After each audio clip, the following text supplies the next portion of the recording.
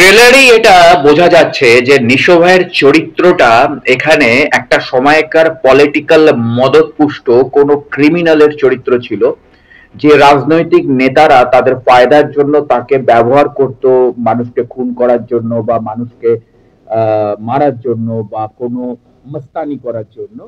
তো এক্স্যাক্টলি, তবুও পাশাপাশি তার একটা সুন্দর জীবন ছিল, একটা সুন্দর লাইফ ছিল। হ্যাঁ, কিন্তু হঠাৎ করেই এই পলিটিক্যাল লিডাররাই তাকে ফাঁসিয়ে দেয় এবং সেখানে সে জেল খাটে এবং তার বিরুদ্ধে রীতিমতো আন্দোলন হয়, যে আন্দোলনগুলো আমরা দেখেছি, আমরা আমাদের দেশেও দেখি এবং বাংলাদেশেও দেখি, যে বিভিন্ন ক্রিমিনালের ফাঁসির চাহিদায় আন্দোলন হয়। এবং সেই আন্দোলনের শেষে যখন বিচার ব্যবস্থা, বিচারক যখন এত সুন্দর একটা লাইন বলছে, আমি ট্রেলারে দেখলাম যে আইনের শাস্তি তো হয়ে গেল, এবার তো ওর সমাজের শাস্তিটা দরকার। তো এক্স্যাক্টলি, এই যে সংশোধনাগার, এখন জেলখানাকে কিন্তু সংশোধনাগার বলা হয় আমাদের দেশে, আমি জানি না বাংলাদেশে কি বলা হয়। তো এক্স্যাক্টলি, এই সংশোধনাগারের অর্থই হচ্ছে যে একজন ক্রিমিনাল সে তো আর জন্মেই ক্রিমিনাল হয় না, সামাজিক প্রেক্ষাপটে দাঁড়িয়ে সে ক্রিমিনাল হতে বাধ্য হয় কখনো কখনো, বা সে নেচারে ক্রিমিনাল হয়ে যায়, বা তার হয়তো ক্রিমিনাল মাইন্ডেড থাকে। তো এক্স্যাক্টলি এইসব জায়গায় অনেক দিক বিচার করে বিচার ব্যবস্থা, অর্থাৎ বিচারক অনেক প্রচুর সাইকোলজিক্যাল ব্যাপারগুলোকে দেখে নিয়ে তারা চিন্তা ভাবনা করে তারপরে একটা বিচার দেয়। তো সেখানে দাঁড়িয়ে আমি ট্রেলারে বিচারকের এই মন্তব্যটা আমার খুব ভালো লাগলো, যেখানে দাঁড়িয়ে সে বললো যে আইনের শাস্তি তো হয়ে গেল, এবার ওর সামাজিক শাস্তিটা দরকার, সামাজিক বিচারটা দরকার। তো এক্স্যাক্টলি তারপরে তাকে যখন ছেড়ে দেওয়া হলো, ট্রেলারেই আমরা দেখতে পাচ্ছি, ট্রেলার তো আসলে একটা শর্ট ফিল্মের মতন।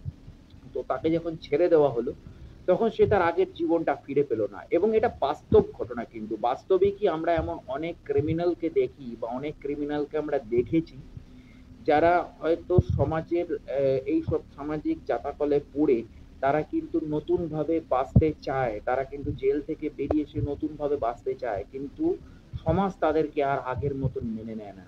এবং পাশাপাশি তাদের যারা পুরনো শত্রু, সেই পুরনো শত্রুরা অ্যাক্টিভ হয়ে যায়, তারা তাদেরকে মেরে ফেলতে চায় বা তারা তাদের পুরনো প্রতিশোধগুলো তুলতে চায়, যেটা এই দাগি সিনেমাটাতে একদম পারফেক্টলি পুঙ্খানুপুঙ্খ বর্ণনা করা হতে চলেছে, যা দেখে আমার মনে হলো।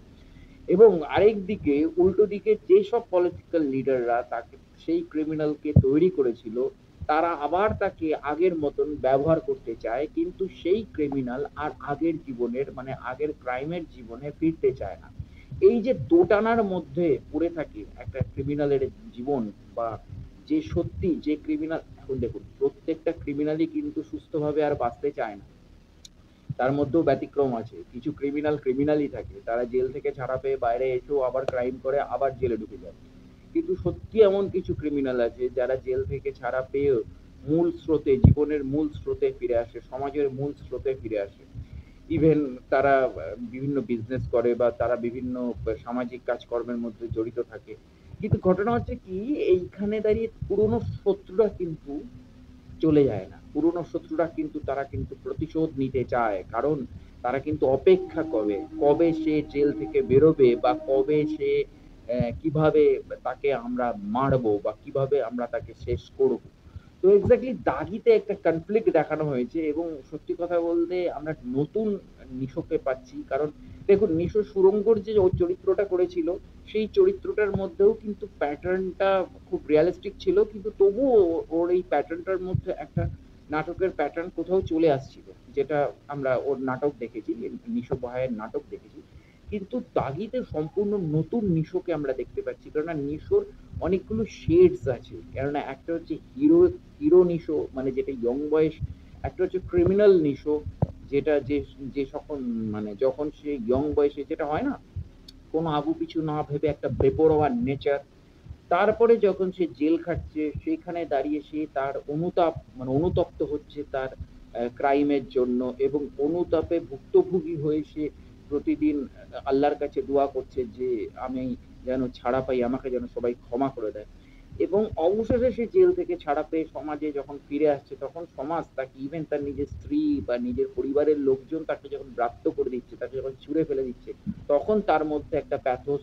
এবং লাস্টে আবার যখন তাকে সেই প্রতিশোধের খেলায় মেতে উঠতে হচ্ছে, তাকে যখন বাধ্য করা হচ্ছে আবার ক্রাইম করতে, সে যখন আবার সেই পুরনো যে তার যে অ্যান্টি গ্রুপ ছিল তাদের এগেইনস্টে যখন সে বদলা নিতে যাচ্ছে, তো এক্স্যাক্টলি তখন সে আরেকটা নিশো। তো নিশো ভাইয়ের এখানে প্রায় ৫ খানা শেডস আমি দেখতে পেলাম চরিত্রের মধ্যে। সেটা পুঙ্খানুপুঙ্খ ব্যাখ্যা করা হলো। একটা গল্পের প্রেডিকশনও করতে পারলাম সেই জায়গা থেকে দাঁড়িয়ে, এবং দুর্ধর্ষ গল্প হতে চলেছে। সত্যি এরকম একটা গল্পের জন্য বা এরকম একটা পারফরমেন্সের জন্য ২ বছর কেন ৩ বছরও অপেক্ষা করা যায়। কারণ একটা দেখুন, ছাগলের মতন সিনেমা করে তো লাভ নেই। একটা ছবি করব বা দুটো ছবি করব ২ বছর অন্তর, যেটা আমাদের আমির খান করে, যেটা আমাদের শাহরুখ খান করে। তো এক্স্যাক্টলি দুটো ছবি করব কি একটা ছবি করব, বা ২ বছর পর, ৩ বছর পর, ৫ বছর পর একটা ছবি করব, কিন্তু সেই ছবিটা একটা মাইলস্টোন হয়ে থাকবে। তো এটা নিশো ভাইয়ের কেরিয়ারের অন্যতম মাইলস্টোন হয়ে থাকবে আমার যেটা মনে হচ্ছে, সুড়ঙ্গর পর দাগি। তো অবশ্যই মানে সেই জায়গা থেকে দাঁড়িয়ে নিশো ভাইয়ের জন্য শুভকামনা রইলো, এবং দাগির জন্য শুভকামনা রইলো। দাগির ট্রেলার দেখে আমি প্রচন্ড উচ্ছ্বসিত, এবং একটা নতুন নিশো ভাইকে আমি দেখতে পেলাম এখানে।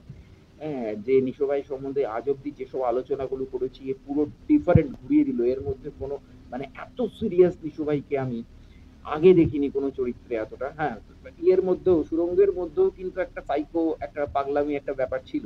কিন্তু এখানে তার সেই যে ন্যাচারাল যে অ্যাক্টিং এর যে পাগলামোটা, সেই পাগলামোটা কিন্তু কোথাও আমি এই ট্রেলারের মধ্যে দেখতে পেলাম না। এবং এতটা সিরিয়াস, এবং একদিকে সিরিয়াস, একদিকে সেন্টিমেন্টাল, একদিকে আবেগী, একদিকে ধুরন্ধর, এবং একদিকে রোমান্টিজম, মানে রোমান্টিক।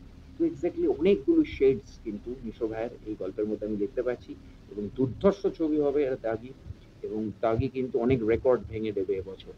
তো এক্স্যাক্টলি জুড়ে থাকুন আমার চ্যানেল এবং পেজের সাথে। দাগির জন্য শুভকামনা থাকলো, নিশো ভাইয়ের জন্য শুভকামনা থাকলো, এবং জুড়ে থাকুন আমার চ্যানেল এবং পেজের সাথে। দেখা হচ্ছে পরের ভিডিওতে। নমস্কার।